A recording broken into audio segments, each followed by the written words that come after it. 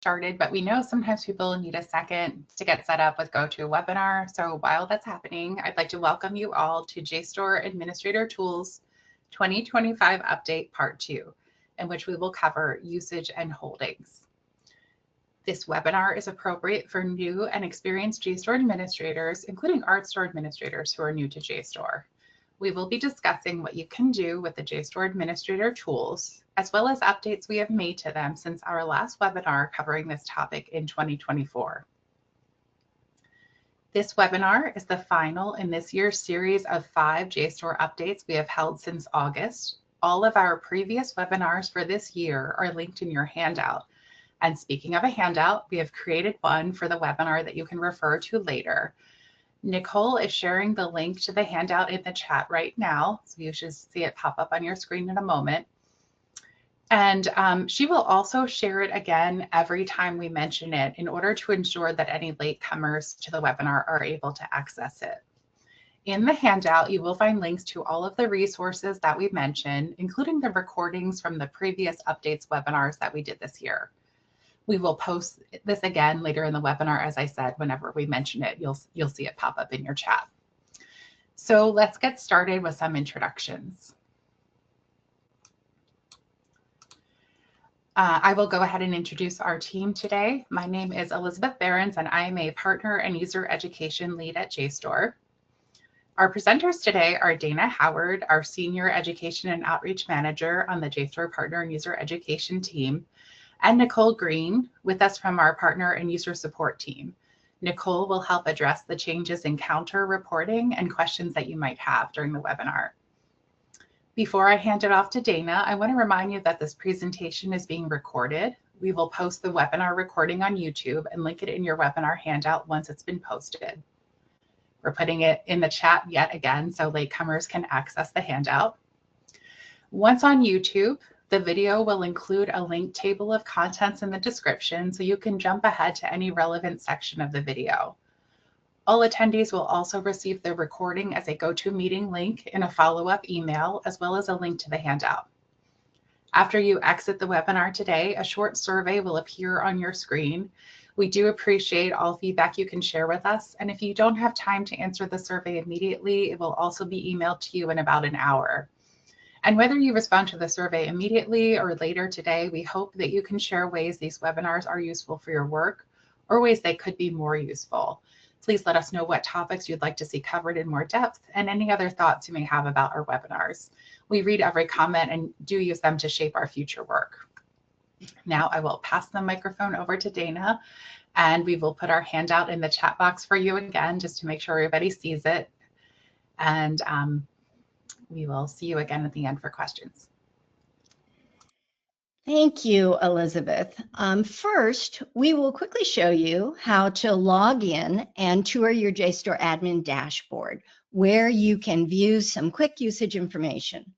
Then we'll take a deep dive into the features of the JSTOR administrator site necessary for understanding your holdings and how to see what open access content you have available to you through JSTOR. We'll then briefly remind you of your ALMA linking options for books on JSTOR. Then let's talk about counter reporting and sushi harvesting. If you're new to the admin role, know that we will define these terms and acronyms for you. The bulk of our time today will be spent in the shift from Counter 5 to Counter 5.1 reporting and what changes your JSTOR usage data, hard to say all that, what changes in your JSTOR usage data to be aware of. We also have other report types you might want to take advantage of, so we'll share why they might be useful. Finally, we will have a Q&A session to address questions you may have. Please keep in mind that you can enter questions as we are presenting by using the question box on your GoToWebinar panel. As you do so, we will be keeping track of them for the Q&A, or Nicole or Elizabeth will answer you directly. If there are any questions you have that are specific to your institution, we suggest you reach out to support@jstor.org or use the chat box on the admin site. As you probably know, JSTOR, a digital library, is part of Ithaca, a not-for-profit organization with a mission to help improve access to knowledge and education. JSTOR includes art store collections from archives and museums worldwide, as well as JSTOR stewardship services, helping meet collection, cataloging, and metadata needs. We also have Portico, our deep storage service, and Ithaca S&R, which is our research partner to institutions of learning. Let's begin with your admin access. There are two ways to get to the JSTOR admin site. You can get to it by going to jstor.org/admin or by using the login drop-down menu from your jstor.org platform, which I will show you. If you only use the admin site and are not normally a JSTOR user, you might want to bookmark jstor.org/admin. The holding pages are a rich resource, not just for lists of holdings, but further information about content you may not be aware you can access. Holdings are organized by content type, listed at the top of the holdings page, and also access type or collection type. Your holdings are available for download in Excel or KBART files. KBART stands for Knowledge, Bases, and Related Tools, and is the industry standard file format for knowledge bases. But we know at times you may want an Excel file to work with. You have a lot of built-in flexibility when it comes to organizing your journal title lists. Download your full title lists, specific collections, or just your open access titles. Subject-specific collections are valuable to share with related departments at your institution. I need to grab a drink of water because I am fumbling.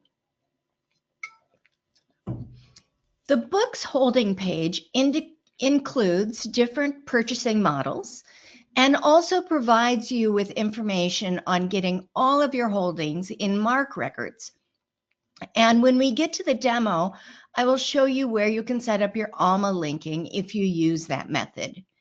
If you're not familiar with ALMA, it is the name of the unified cloud-based library management platform developed by Ex Libris, which is part of Clarivate.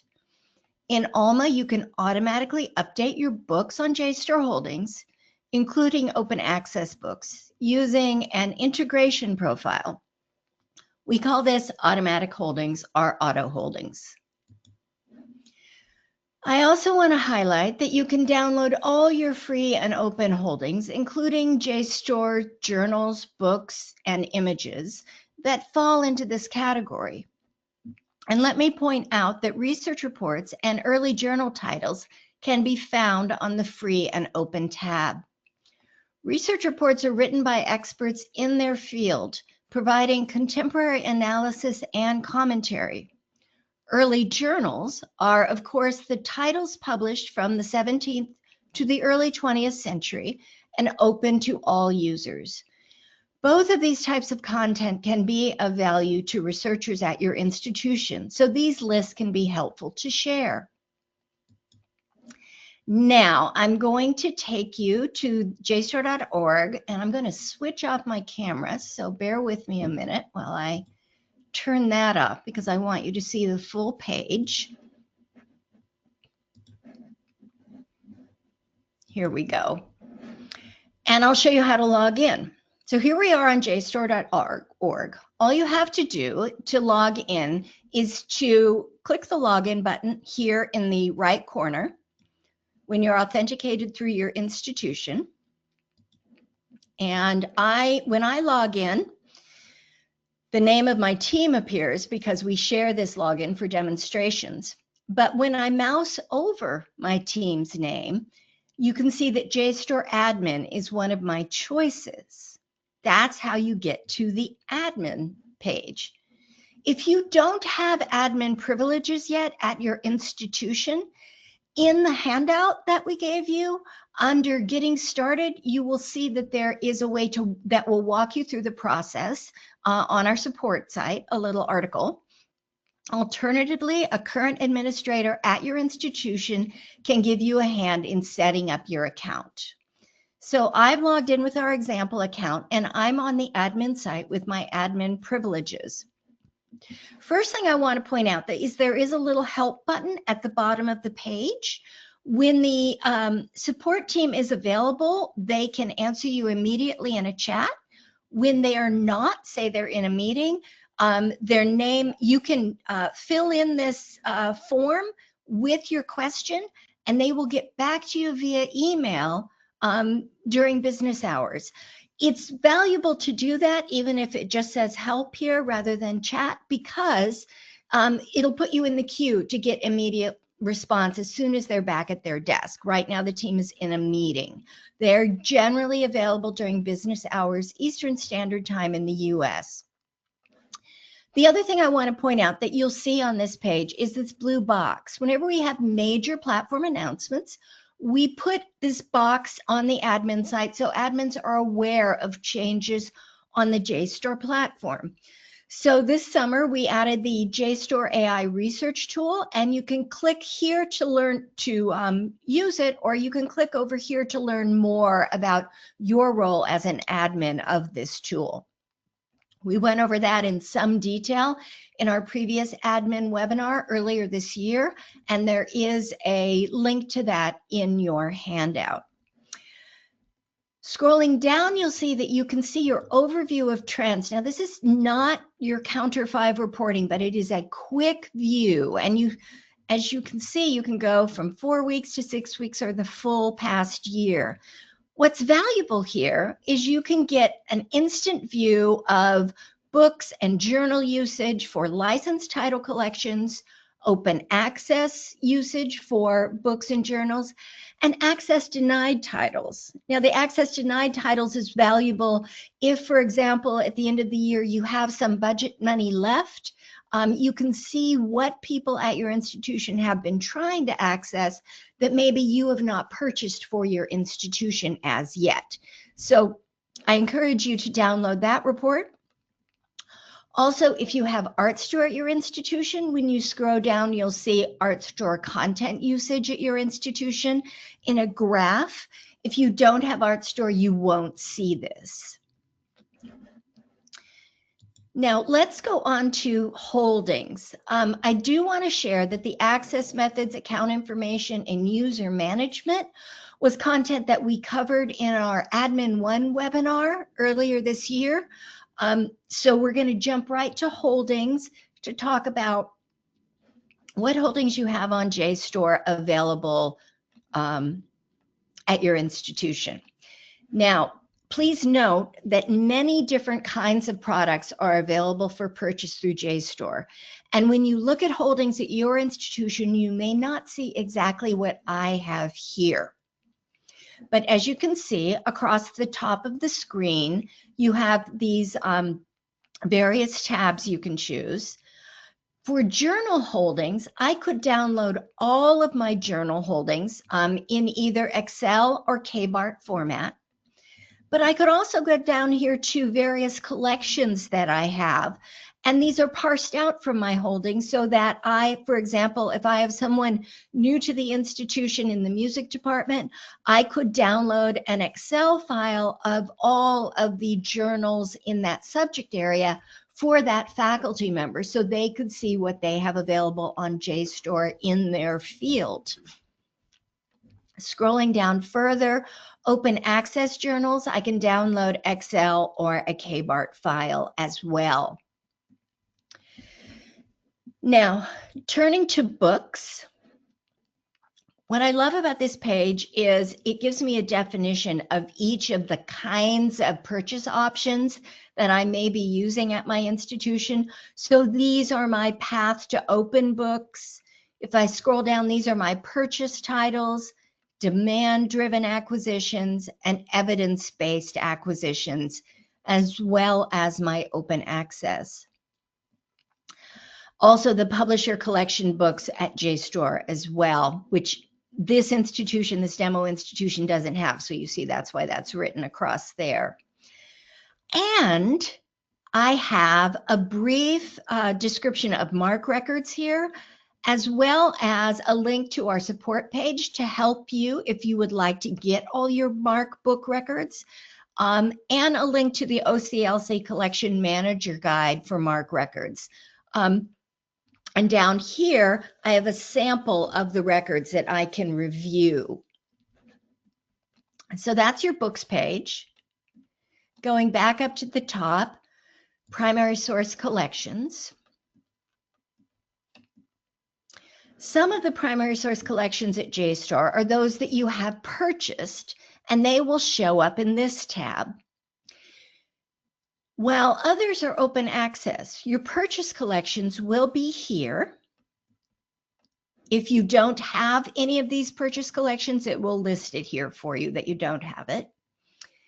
Now, moving on to images, the images tab tells you how many images there are on JSTOR and how many of them are public images, meaning open access. ArtStore public collections are here, and the licensed collections are here. Going up to shared collections, you may not be totally familiar with this if your institution is not participating in our shared collection program with JSTOR Forum or JSTOR Stewardship Services, or if you are not the person who manages them at your institution. Shared collections are your own institution's collections that you can publish to JSTOR and make available to JSTOR users either through your institution only or openly to all public users on JSTOR. You can make that choice collection by collection.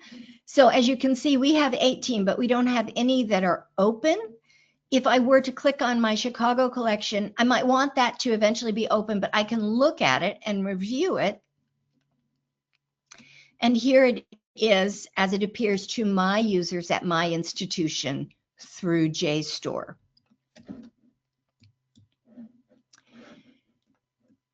If you need any information about participating in JSTOR Stewardship, please contact support@jstor.org, and the team will direct your message to the right contact for more information. Finally, let's look at the free and open tab. Your open access journal collection, open access books, images and other primary sources, that's a link to those collections, as well as open research reports. These research reports are another thing that could be helpful to scholars, as well as the early journal content. As I mentioned before, this content begins in the 17th century, so there's a lot of great historical stuff there. Alma linking, which is the next tab down. For those of you responsible for books linking with Alma through Ex Libris, I want to remind you that we do have Alma auto linking for your books at JSTOR Holdings. Again, Alma is the name of a unified cloud-based library management platform developed by Ex Libris. This includes open access books and your purchased program type like EBA or DDA. They're all discoverable once you have set up your auto holdings. Your unique code is ready to copy and paste, and you can see it here on my screen. I can just simply click this copy, and then notice that beneath the box, you will find a link to our support page, as well as Alma's support page to get you started doing that linking. Now, Nicole will provide you with a bit of an overview of this acronym-rich world of reports. After that, we will show you the reporting functionality on the admin side and talk about the changes to reporting with Counter 5.1. Nicole? Thanks so much, Dana. To help you understand what Counter is, I want to first zoom out for a moment to talk about usage statistics at large. So our platform and many others track and provide data regarding each institution's usage of the platform. And this allows you to see how content is being used, determine the usage frequency of that content, and help you aggregate usage across different platforms. We adhere to Counter for most of the usage reports that we provide. Counter stands for Counting Online Usage of Networked Electronic Resources, and it is an international initiative that sets standards for the recording and reporting of online usage statistics in a way that is consistent, credible, and compatible. This consistency aids libraries in evaluating usage across electronic resource platforms. The set of standards that Project Counter issues are referred to as their code of practice, the most recent being Counter Release 5.1, which is also referred to as Counter 5.1. JSTOR offers Counter Release 5.1 compliant reports, and these are verified through a Counter audit. The Counter organization has created a resource called the Friendly Guide Introducing Counter Metrics, which we have linked in your handout. It contains detailed information about report types, metrics, definitions, and other common questions, and we highly recommend checking that out. I also want to talk about sushi harvesting. Sushi harvesting, or SUSHI, stands for Standardized Usage Statistics Harvesting Initiative. SUSHI is a tool that allows you to harvest or query counter reports from multiple SUSHI compliant vendors like JSTOR at the same time. Dana showed you earlier that we have placed your customer ID and your requester ID under the Counter 5.1 page. It is also available on the account information page. You will need these credentials if you are setting up your sushi harvesting. We also have a link to our support article on how to do so. As a note, you do not need an API key for the sushi service with JSTOR. Thank you, Nicole. So let's go back to reports, and I will show you where that Counter sushi account information is. It appears both on the Counter 5 and the Counter 5.1 reports. So it's right here, sushi account information. It's different for everyone, so yours will appear differently from mine. The important information that is on the Counter 5 page is helpful in case you forget that as of March 2025, we have upgraded to Counter 5.1, and we have actually created your scheduled standard reports, but we were not able to create your master reports because they are quite complex. So I'm going to go through and make a master 5.1 report to show you how that is done. So here you can see action is required to create any recreate any master reports you've done in Counter 5. Now, if I click on Counter, oh, and by the way, if you want to see any past master reports, they are the ones that don't have the underscore and addendum to them. So this IR is an example of a master report. So I'm going to go to Counter 5.1 now. And first, look at my report history. So I have been practicing for this webinar, and you can see that I have a scheduled report that is a master report. It says here that it is scheduled, and I could download it once it happens. And then here is my access denied report, and I could download that. And also under the tab is that same scheduled report. If I choose to not any longer have the scheduled report, I can easily delete this. So again, on this page, you have the Counter 5 support information as well as the audit results, if you're interested in our audit results with Project Counter. And then again, your sushi account information. Now, I am going to create a report. And I'm going to choose from this first group of reports, these masters, because this is a more complex reporting system. It gives you a lot more variety. And so that's why I'm choosing this one to walk through. All of our reports have pretty much the same interface, just different choices. And so I have a choice of format here, one time or scheduled. And then I have the report name, which I can change. So if I want to call it Platform Report 2, I can do that. I can also change this email address. So if one of my colleagues, I wanted to email a notification to them that I have run this report and it's going to be available to them in the admin site, this email address can help them.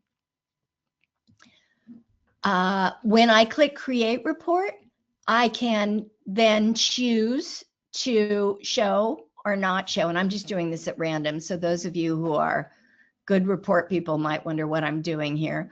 And I can choose to add yes or no for access method. And for those, again, it's an acronym-rich environment.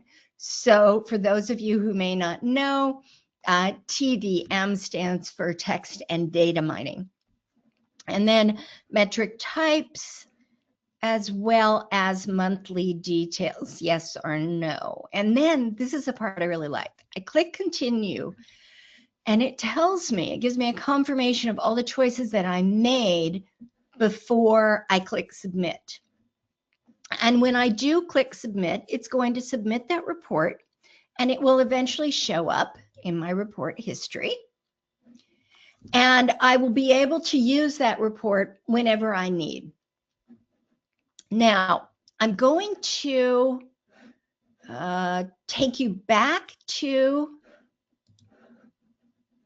Nicole to talk about the changes between Counter 5 and Counter 5.1. Nicole? Thanks, Dana. With Counter's latest release, Counter 5.1, you will find 3 particular changes that I want to go over today so that you can evaluate your usage data with the most up-to-date information. Counter 5.1 comes with increased accuracy to the platform report, PRP1, and title reports, TRB1 and TRJ1. We have also introduced EPUBs to our platform, so we will talk through how those metrics will be accounted for in reports. As all changes are coming from Counter, they are all Counter compliant. And I also want to note that your historical Counter 5 reports will be available until March of 2027. So you do have some time to adjust to Counter 5.1. Before we discuss those changes, let's talk about 2 actions that you will need to take if you have scheduled any master reports in Counter 5. We converted your regularly scheduled Counter 5 reports to 5.1. However, we were not able to do so for your master reports due to some attribute filters, but you can do that with your master reports by looking at your report history, which we'll demonstrate in a minute. Finally, if you use sushi harvesting, be sure to use the Counter 5.1 endpoint. As Dana shared, we have placed the new endpoint information on the Counter 5.1 report creation page. The first change with Counter 5.1 is the way that sessions, or the times that users are actively on the JSTOR site, are being tracked differently. We're now tracking these so that longer sessions do not get broken down into multiple sessions in our logs, which gives everyone a more accurate picture of how long user sessions are. Previously, if a user was on JSTOR for 3 hours, this would be shown as 3 separate sessions in your usage data. Now, someone using JSTOR for 3 hours will be logged as 1 user session in your usage report. This will make the platform usage report, PRP1, more accurate. The session tracking changes will specifically affect both the unique title requests and investigations and unique item requests and investigations. Ultimately, this may show a 4 to 5% drop in usage for most institutions, but with the increase in accurate metrics. Next, OA Gold, the access type metric used in Counter 5, has been replaced by the metric Open. Previously, if an item was considered OA Gold, it was a piece of content that was open access from its publication and was never behind a paywall at any point. Some open access titles were counted as controlled because of this criteria for OA Gold, which could have caused confusion when analyzing usage. Now, under Counter 5.1, a title is open so long as the item was not behind a paywall at the time it was accessed, and it will show in the usage report access type as open. When you go to run a TRB1 or TRJ1 title report, you will see, as I mentioned before, that OA Gold has been replaced with open. When downloading and analyzing the reports, you will notice that there are less titles that show as open when they are not currently open access on the platform. And this change makes those title reports more clear and accurate. Finally, we want to share that JSTOR now has EPUBs available on our platform. EPUBs are a format of ebook that are very dynamic and can be scaled to different size devices like phones, e-readers, and computers. JSTOR is committed to accessibility and growing this content type on our platform. All of our books are downloaded chapter by chapter regardless of format. So if an item requested in the newer EPUB format will be counted the same as other types of item requests. When someone goes to download an EPUB, the entire EPUB is downloaded at one time. So this will be reflected as one title request and one item request per each chapter, just as a journal article download counts as one title request and one item request. This means that, fortunately, the introduction of EPUBs onto the platform that occurred at the onset of Counter 5.1 won't affect usage reports that you download from JSTOR. Now, Dana will tell you about other types of reports that are available to you. Thanks, Nicole. These other reports are not counter reports per se, but they help give you an overall view of how the content you manage on JSTOR is being used. First, ArtStore reports. Now, a bit of context for ArtStore reporting types. The ArtStore platform was retired on August 1st, 2024. ArtStore on JSTOR usage reports were created in anticipation of the ArtStore platform retirement. ArtStore collections were added to JSTOR from 2020 until 2023 as features and functionality for finding and using images and other primary sources were developed and refined on JSTOR. Although it is no longer measuring any ArtStore platform usage, the ArtStore CP report can give you that historical usage of both platforms during that time and usage of ArtStore on JSTOR currently. The ArtStore CR report can give you a full picture of your ArtStore item usage on JSTOR, while the ArtStore IR report only provides item requests. Books at JSTOR reports are organized by purchasing model. These reports are a tool for you to use to gauge the effectiveness of your purchasing choices. These different purchasing models are designed to help you make the best use of your budget for your institution. So we encourage you to work with our outreach team to optimize your book's budget. If you're not a Books at JSTOR participant, you can still see usage of open access ebook titles on JSTOR by running the open access books, that's called OAB, usage report for your institution. If you are an institution that has collections you share with others on JSTOR through JSTOR Forum or JSTOR Stewardship Services, we have some reporting tools that can help you see the reach of your collections.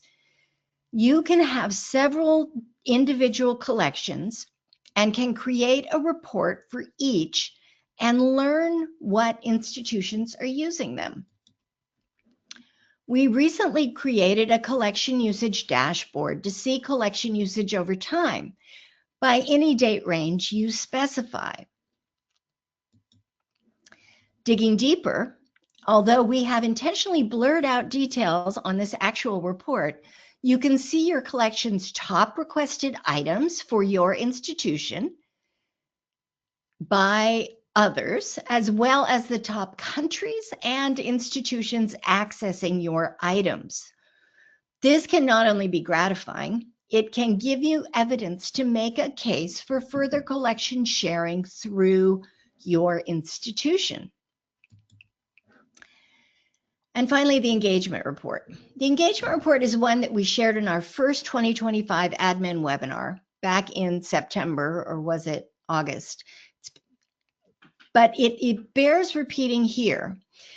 Admins at your institution can generate robust engagement reports, helping you understand how users with personal accounts are working on the JSTOR platform with these tools. Since the workspace and AI research tools on the JSTOR platform are resources that require a personal account, and teaching librarians may want other faculty and students to engage with, having personal account usage in the engagement report gives you the data to see how much and how deeply these tools are being used alongside data on browsing, searching, and downloading. So let me go back to the platform and show you where you can find those. Here's the ArtStore collection reports, and the same report creating interface is there for you. Your Books at JSTOR report, you can do the same thing, both report history and scheduled report. And if you need any information, we do have links throughout this descriptive paragraph. Collections usage, I can create that report here, or I could go directly to the collections usage dashboard. So the report is going to be a downloadable report, and the dashboard, we'll have to ask Elizabeth because she's our resident expert about this, but I believe the dashboard also has a downloadable portion of that. Then the engagement report. You can create a report and you can schedule a report to see your regular monthly engagement. And again, this is your users with those personal accounts, which have become increasingly more valuable on JSTOR, as different tools are available only to those with personal accounts. Now, before I turn it over to Elizabeth to lead our question and answer, I want to point out a couple of resources. You can click here on the admin site and it will take you to our support page, which has an entire section on administration and reporting. But you don't necessarily have to crawl through this. If something in the webinar caught your attention and you want to go directly to it, you can use our handout that will take you to crucial parts of the support pages, as well as the pages of other resources like the Counter 5.1 pages from people outside or those outside of the JSTOR support site. So we hope this handout is helpful for you for quick access. You have full access to it and you can copy it if you'd like. But if you want to go directly to all of the details about admin and reporting, you can read each of these articles on the JSTOR support site. So now I'm going to turn it back over to Elizabeth.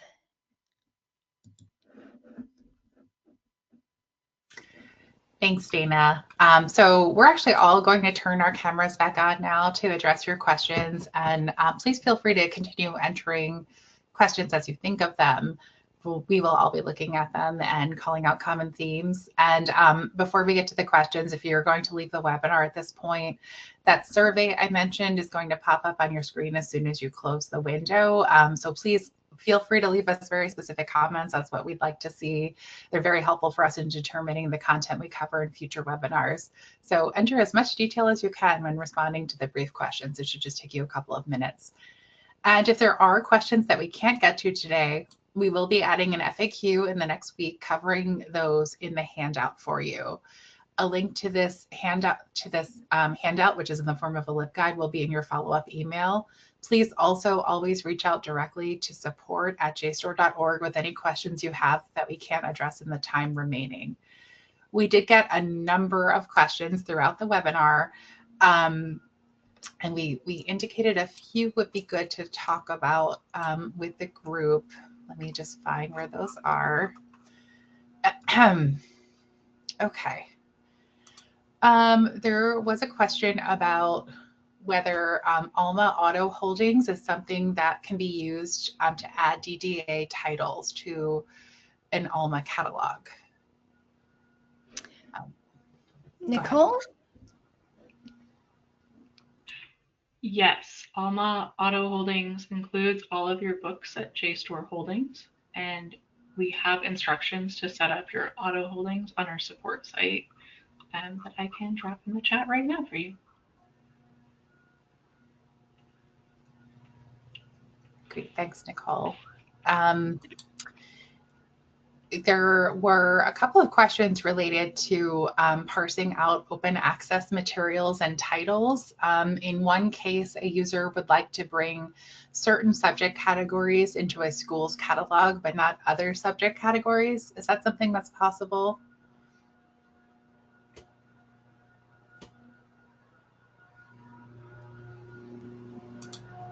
That may be something that would be best to be identified on a case-by-case basis.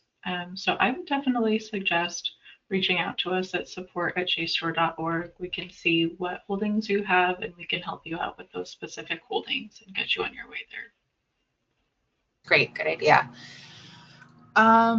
Okay, there is another question about setting up counter reports for specific archival collections and how that would work. I think, Nicole, you probably have an answer for this user. Yeah, so you can reach out to your account owner and they can help get you usage reports that are by collection. I will say they contain the same information that is in a counter report, but it is not technically counter compliant because it is not a traditional format. So it will still have that same information, but it's not technically counter compliant according to counter at that point. But you can reach out to your account owner directly and they can get those usage reports for you. Okay, I do see a couple of different users asking something similar about not seeing collections usage on their admin profiles. Is there something that they need to do to be able to see that?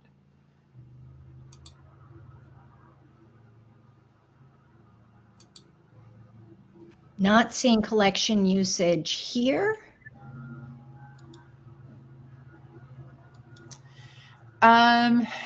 Is this for the shared collections or usage of journal collections? Good question. If either of the participants wants to add more context to their questions, that would be helpful if you want to type in more info. One person says they do not see collections usage option under their reports. So where you are right now, Dana, where collections usage is appearing on the sidebar. Do they have any collections? Are they a contributor to shared collections or JSTOR stewardship services? That your collection usage will only show up if you are actually participating in that. So if they are, then they need to contact us and let us know because that would be odd. But if they are not, it would be great for them to consider adding their collection to JSTOR. Yeah, that's excellent point. That seems to be the case for both of these users. Thank you. Okay. Oh, I wanted to back up a moment. Dana, you mentioned that I would know if there's a button on the usage dashboard, collections usage dashboard for downloading the full report, and there is. So if you are looking to download a complete spreadsheet of usage for your shared collections, you can do that from within the usage dashboard as well as in JSTOR on JSTOR admin. And again, we have no usage because Yeah. we don't share our collections. So that's why I couldn't demonstrate it. But yeah, go to your dashboard link here and you'll be able to find that button. Is that correct? Yes. Yay. I knew you'd know.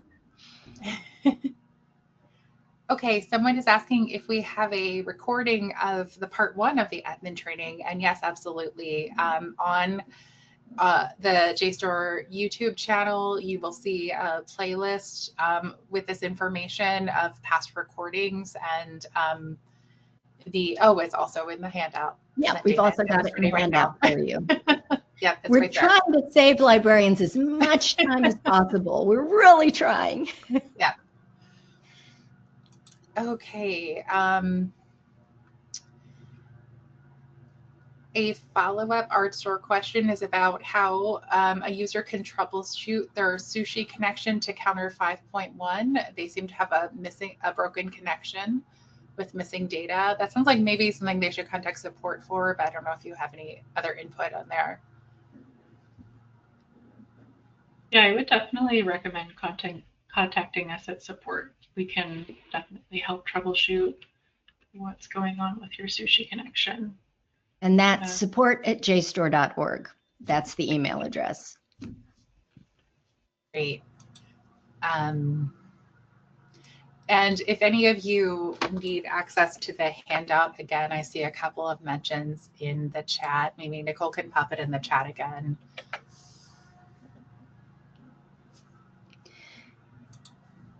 It's kind of weird because sometimes it's confusing. There's a little question mark for question at the top and chat at the top as well. And that's in the upper right corner for us. I don't know if it's the same. This is a new go-to interface.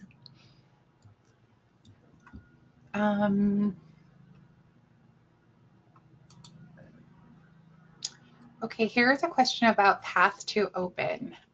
Would we be choosing to purchase on a title by title basis, or is it more like purchasing access to a collection? Let me go to holdings. And one of the things that I love is that it gives us a link right here under holdings to the program with an FAQ.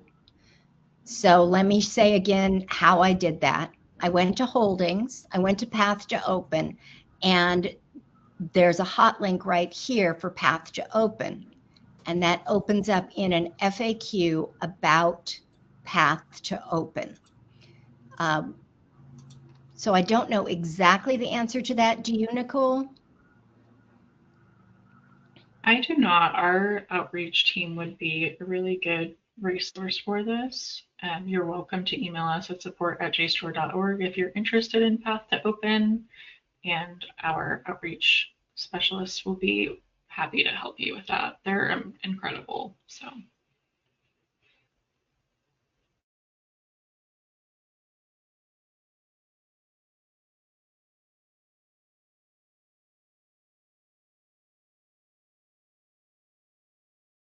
Scrolling through the questions again, we have quite a few, so there's a lot for us to look at on our end.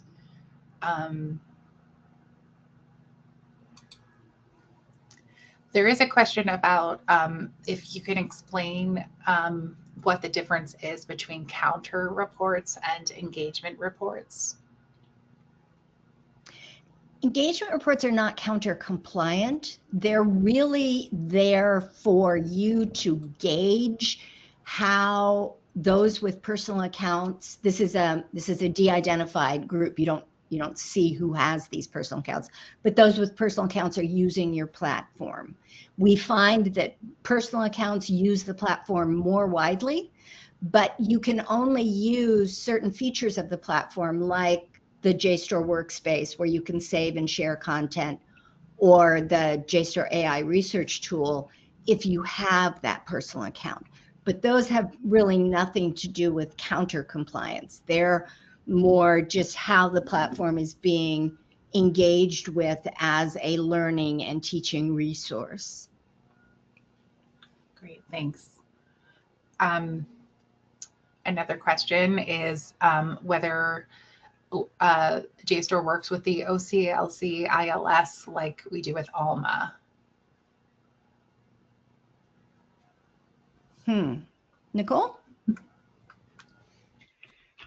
I'm not necessarily sure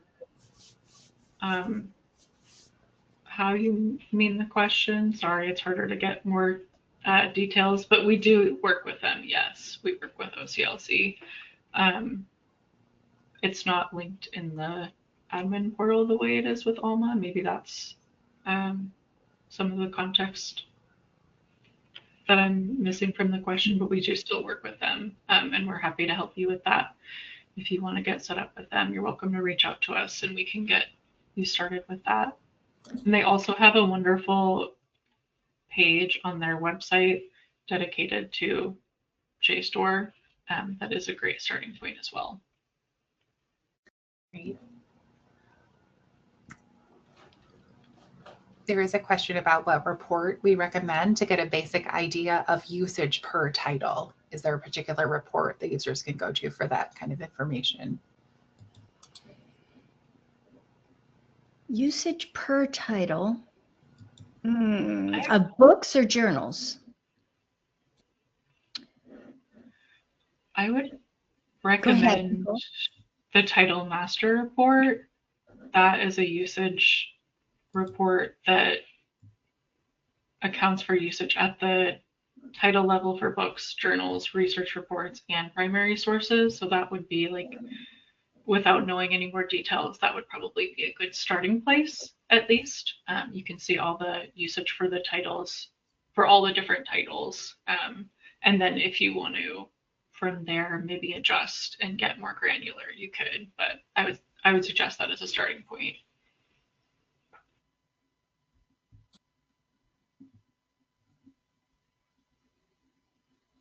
Another question about reporting or reports for all archive collections available for journals. Go ahead, Nicole. If I'm understanding the question correctly, yes. They are not necessarily all available for the individual collections in the admin portal. But they are available at large if you want those broken down by collection. That's something you can contact your account owner for. That again isn't explicitly counter compliant, but it is the same exact data that you would get from a counter report, but it's not going to be co-signed by counter because it's not the traditional format.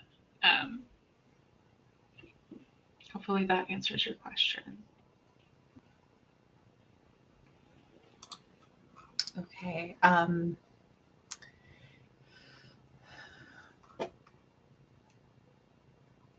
How do librarians ensure patron privacy with other reports like the engagement report? These are de-identified, meaning there's no identifying information in the report. It just says a user, but it doesn't identify anything about the user. It also is not going to show things that are extremely granular, like you can't see the specific searches, or it is meant to be very de-identified in that way. So you get a good snapshot of how your users are using the platform without having their entire history of using the platform. Right. It's as a whole. History. Right. It's all users with personal accounts rather than this particular user on this day did this thing. It's all users with personal accounts, so it's not granular. We just have a few minutes left, but there are some more questions.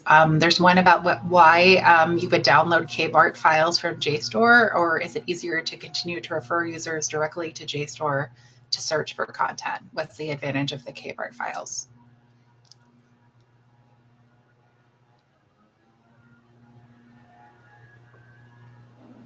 Nicole? That I'm not actually sure of the answer on. I don't want to speak on it and be incorrect. I would say that's something that would be helpful to reach out to us about. Um, we can look at your account. We can talk to you about what specifically you were trying to do, what different platforms you work with, what different softwares you work with, and everything. And we can talk about the advantage for you personally, because it is every library, every school is set up so differently and uses so many different softwares and everything and works with different vendors and databases. So be happy to help you identify if using the KBART file would be something that's beneficial for you.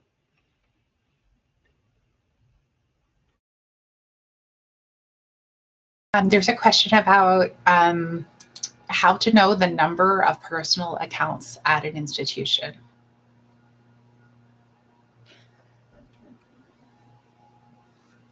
That would be under user management, and that's something that we covered in a previous webinar, but you can see the personal accounts at your institution under user management, and you can then download the list of the personal accounts, but it's only the email addresses. It's not an individual. So you can download that list and then know how many people there are.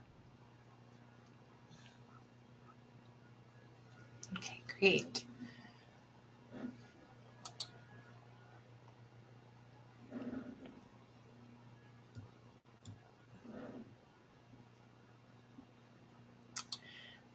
Dana or Nicole, please let me know if you see any that I'm missing here. I'm just scrolling through.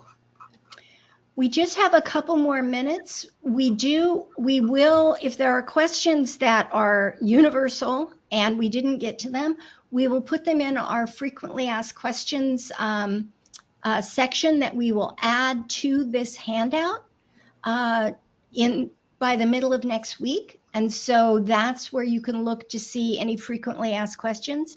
If we didn't get to your question and you really need that answered before then, please contact support@jstor.org and our colleagues will be happy to address the question for you. And if it was a question that we didn't have a good answer for you, it's a kind of a lot of people with a lot of different expertise. And so that answer can get funneled to the right person to answer you properly. So don't feel like just because we didn't know exactly the answer to something, it isn't knowable. It's just that, we don't have all the expertise, and we do have colleagues that are great if they don't know it at finding the expertise, or that are really experts in a certain area. So our support team is incredible and very dedicated with a lot of knowledge. So don't hesitate. And speaking of shared expertise, we have that crowdsourced answer to the question about KBART files from one of our participants. Thank you. Love it. I'm gonna just read their response. Depending on your ILS, you can use KBART files to compare your current holdings to the list. You can also use KBART files to update holdings on OCLC. So there's some advantages for KBART. Thank you so much for taking the time to type that in. Oh, so appreciate it. I love our JSTOR admins. They're so great. It's fantastic. I think we should probably close at this point. Dana, what do you think? We have 1 minute left in our scheduled time. Yeah, we should let people go. Thank you so much, everyone, and look for the email from us within a few days with all of the links that you will need. Thank you, Dana and Nicole, for presenting. Go ahead. The survey. Yes, please address the survey, because we want to make our webinars helpful for you. Yes, thank you so much. Bye. Bye, everyone.